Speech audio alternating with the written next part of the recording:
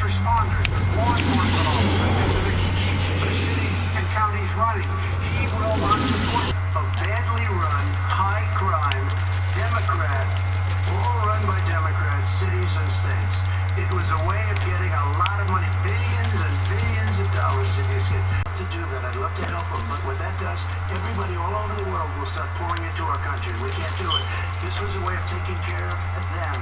This was a way of spending on things that had nothing to do with COVID, as per your question. But it was really a big bailout for badly run Democrat cities and states. All right, If I get elected, I'm running as a proud Democrat. I'm going to be an American president. I don't see red states and blue states. First responders, because teachers, because they have to balance their budget, and the founders were smart. They allowed the federal government to deficit spend to compensate for the United States of America. I want to talk about the minimum wage, gentlemen. Mr. Vice President, we are talking a lot about struggling small businesses and business owners these days. Do you think this is the right time to ask them to raise the minimum wage and, of course, support a $15 federal minimum wage? I do, because I think one of the things we're going to have to do is we're going to have to bail them out, too. We should be bailing them out now. Those small businesses, you got 1 in 6 of them going under. They're not going to be able to make it back. They passed a package that allows us to be able to call PPP. Money is supposed to go to help them do everything from organize how they can deal with their businesses being open safely. Schools, how they can make classrooms smaller, how they can hire more teachers, how they can put ventilation systems in. They need the help. The businesses as well as the schools need the help. But these guys will not help them. It's not giving them any of the money. We are going to move on to immigration, but I want to we have to help our small businesses by raising the minimum wage. That's not helping. I think it should be a state option. Alabama is different than New York. New York is different from Vermont. Every state is different. It should be a state option. You said very We have to help. It's very important. We have to help our small businesses. How are you helping the small businesses when you're forcing wages? What's going to happen, and what's been proven to happen, is when you do that, these small businesses fire many of their employees. You said recently you consider raising the federal minimum wage to $15 an hour. You said recently you'll consider raising the federal minimum wage to $15 an hour. Is that still the case? And I would consider it to an extent. But I really like what I would get a second administration, but not to a level that's going to put all these businesses out of business. It should be a state option. Look, I live in different places. I know different places. They're all different. Some places, $15 is not so bad. In other places, other states, $15 per year. Two jobs, one job. People are making $6, $7, $8 an hour. These first responders we all clap for as they come down the street because they've allowed us to make it. What's happening? They deserve a minimum wage of $15. Anything below that puts you below the poverty level. And there is no evidence that when you raise the minimum wage, businesses go out of business. That is simply not true. We're going to talk about immigration. We're going to talk about immigration now, gentlemen. And we're going to talk about families within this context. Mr. President, your administration separated children from their parents at the border. At least 4,000 kids. You've since reversed your zero-tolerance policy. Children are brought here by coyotes and lots of bad people, cartels, and they're brought here and they used to use them. We now have as strong a border as we've ever had. Over 400,000 more. You see the numbers, and we let people in, but they have to come in legally, and they come in through But how will you reunite Let me just tell you, with their families, Mr. President? They built cages. You know, they used to say, I built the cages, and then they had a picture in a certain newspaper. There was a picture of these horrible cages, and they said, look at these cages. President Trump built them, and then it was determined they were built in 2014. That was him. Yes, we're working on it we're trying very hard. But a lot of these kids come out without the parents. They come over through cartels and through coyotes and through gangs. Vice President Biden, let me bring you into this conversation. Quick response and then another question to you. These 500 plus kids came with parents. They separated them at the border to make it a disincentive to come to begin with. They real tough. We're really strong. And guess what? They cannot. It's not coyotes didn't bring them over. Their parents were with them. They got separated from their parents, and it makes us a laughing stock and violates every notion of who we are as a nation. What about the foster? They did it. We changed the policy. Your response to that? Who built the cages? Let's talk about what we're talking about. Let's talk about what we're talking about. What happened? Parents were ripped, their kids were ripped from their arms and separated. And now they cannot find over 500 sets of those parents, and those kids are alone. Nowhere to go. Nowhere to go. It's criminal. It's criminal. Let me ask you about They went down, we brought reporters, everything. They are so well taken care of. They're in facilities that were so clean. And some of them haven't been reunited. But just ask one question. Who built the cages? I'd love you to ask them that. Who built the cages? Let me ask you about your immigration policy, Mr. Vice President. The Obama administration did fail to deliver immigration reform, which had been a key promise during the administration. It also presided over record deportations as well as family detentions at the border before changing course. So why should voters trust you with an immigration overhaul now? It took too long to get it right. It took too long to get it right. I'll be president of the United States, not vice president of the United States. And the fact is, I've made it very clear. Within 100 days, I'm going to send to the United States Congress a pathway to citizenship for over 11 million undocumented people. And all those so-called dreamers, those DACA kids, they're going to be immediately certified people in this country and put on a path to citizenship. The idea that they are being sent home by this guy and they want to do that is they're going to a country they've never seen before. I can imagine you're 5 years old, your parents are taking you across the Rio Grande River and it's illegal. You say, oh no, Mom, leave me here. I'm not going to go with you. They've been here. Many of them are model citizens. Over 20,000 of them are first responders out there taking care of people during this crisis. We owe them. We owe them. He had 8 years to do what he said he was going to do. And I changed without having a specific, we got rid of catch and release, we got rid of a lot of horrible things that they put in and that they lived with. But he had 8 years he was vice president. He did nothing except build children in.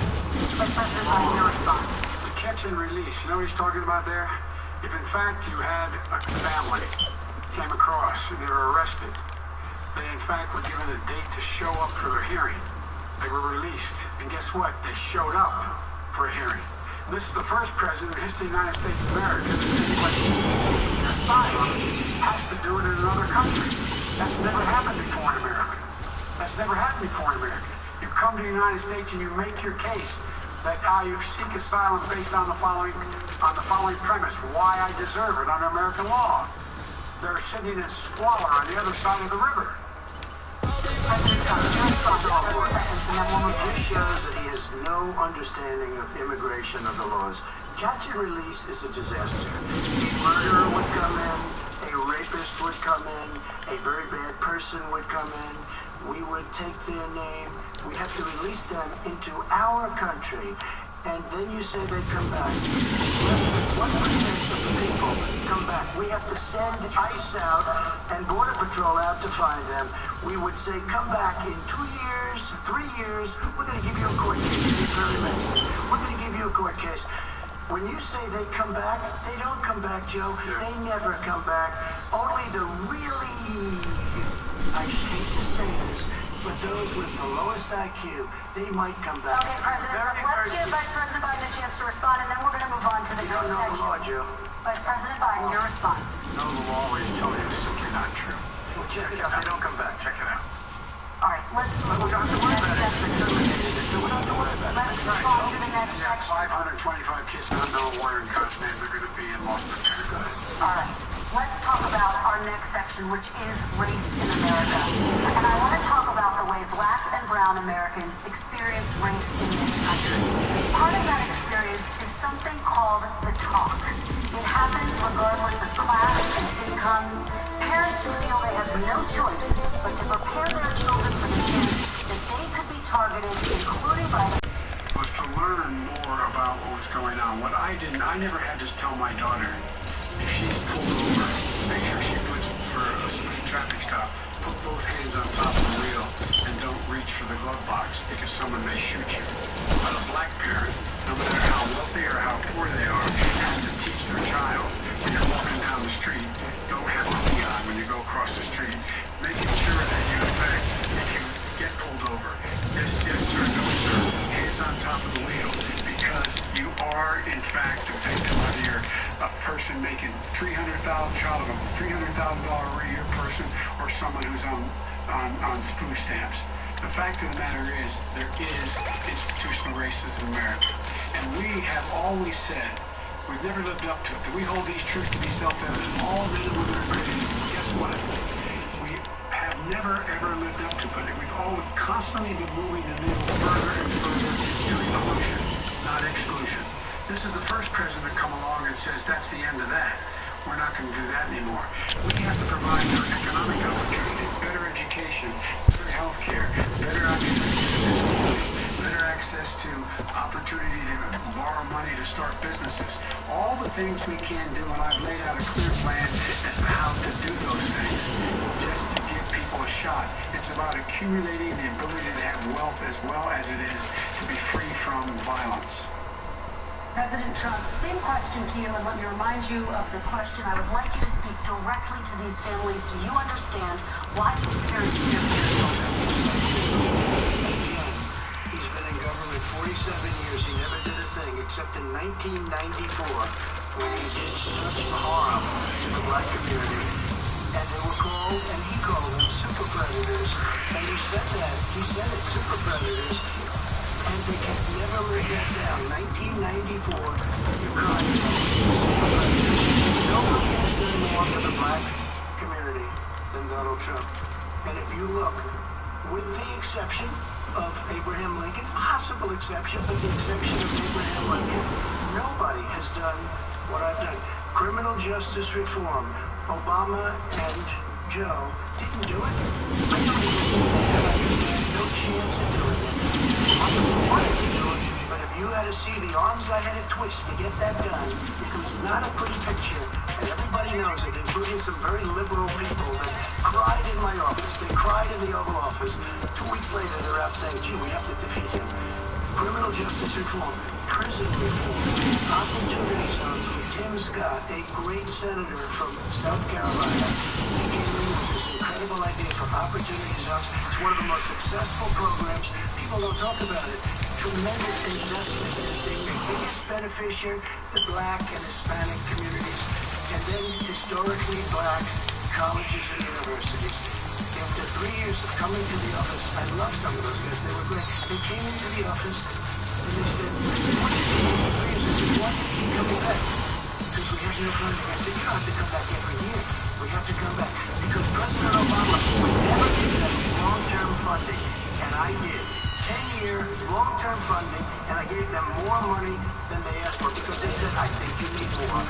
And I said, the only bad part about this is I may never see you again because I got very friendly with them, and they like me and I like them. But I saved colleges and universities. Okay, and we're going to talk about both of your records, but your response to that, Vice My President. response to that is I never, ever said what he accused me of saying. The fact of the matter is, in 2000, though, after the crime bill had been in the law for a while, this is the guy who said, the problem with the crime bill, there's not enough people in jail.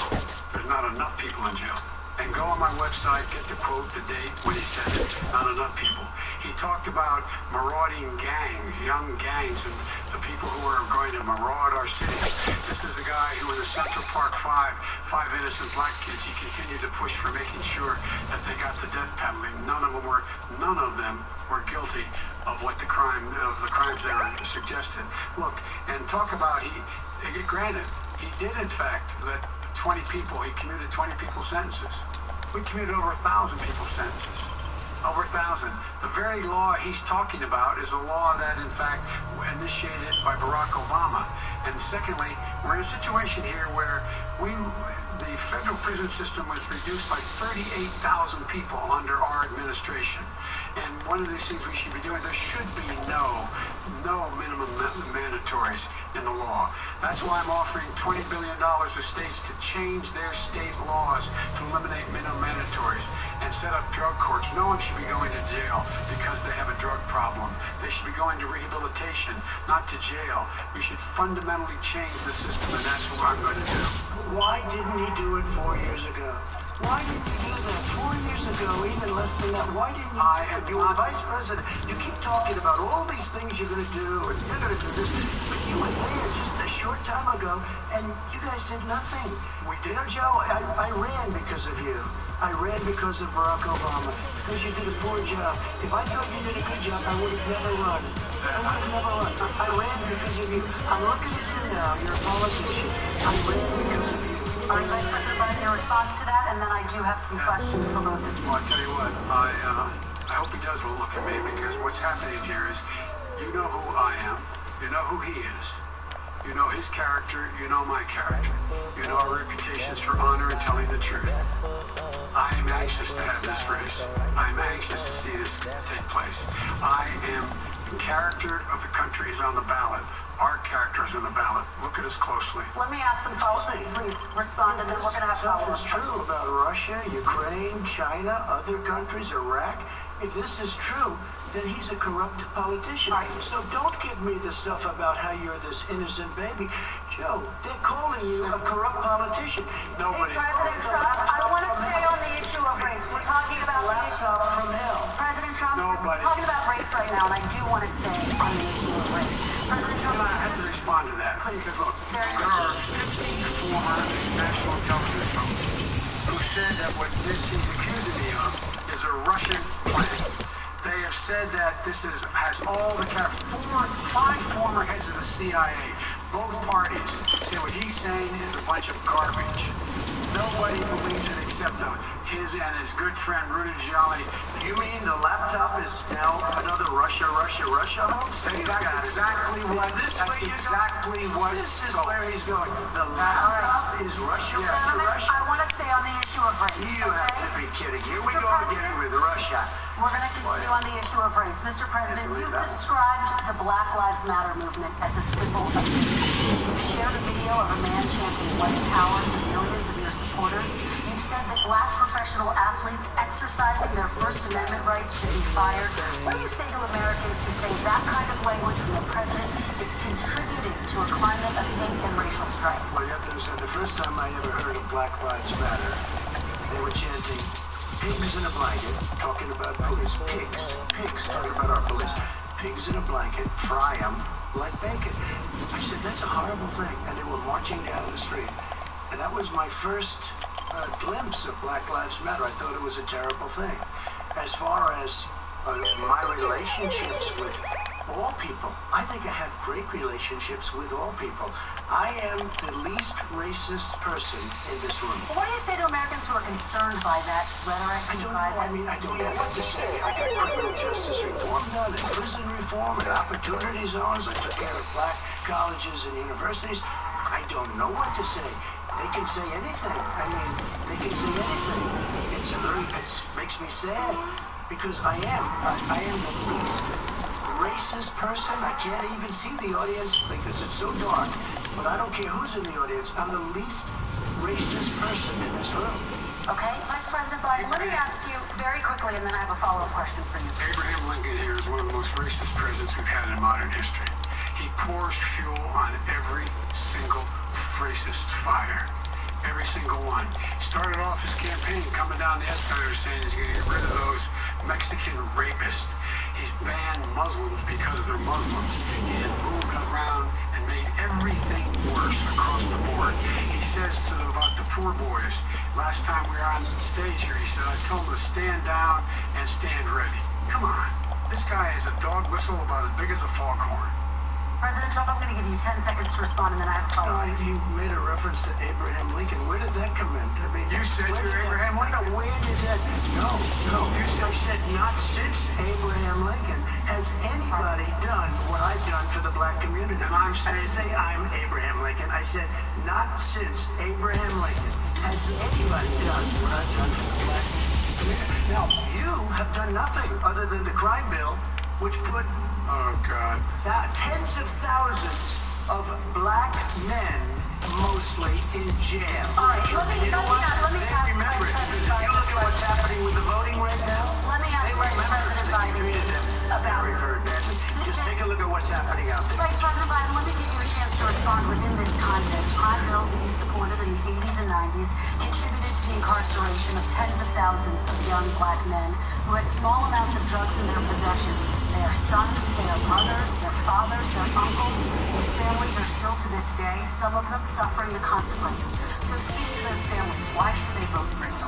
One of the things is that in the 80s, we passed 100%, all 100 senators voted for it, a bill on drugs and how to deal with drugs. It was a mistake. I've been trying to change the sense, and particularly the portion on cocaine. That's why I've been arguing that, in fact, we should not send anyone to jail for a pure drug offense. They should be going into treatment across the board. That's what we should be spending money. That's why I set up drug courts, which are never funded by Republican friends. They should not be going to jail for a drug or an alcohol problem. They should be going into treatment. That's what we've been trying to do. That's what I'm going to get done, because I think the American people have now seen that, in fact, it was a mistake to pass those laws relating to drugs, that they were not in the crime bill. But why didn't he get it done? See, it's all talk, no action with these politicians. Why didn't he get it done? That's what I'm going to do when I become president. You were vice president along with Obama as your president, your leader, for 8 years. Why didn't you get it done? You had 8 years to get it done. Now you're saying you're going to get it done because you're all talk and no action. We got a lot of it done. We released 38,000. We got 38,000 prisoners left from the Out and done. 38,000 prisoners were released from federal prison. There were over 1,000 people who were given clemency. In fact, we're the ones that put in the legislation saying we could look at pattern and practice of police departments and what they were doing, how they were conducting themselves. I could go on, but we began the process. We lost an election. That's why I'm running to win back that election and change this terrible policy. I just asked one question. Why didn't you do it in the 8 years, a short time ago? Why didn't you do it? You just said, I'm going to do that, I'm going to do this. You put tens of thousands of mostly black young men in prison. Now you're saying you're going to undo that. Why didn't you get it done? You had 8 years with Obama. You know why, Joe? Because you're all talk and no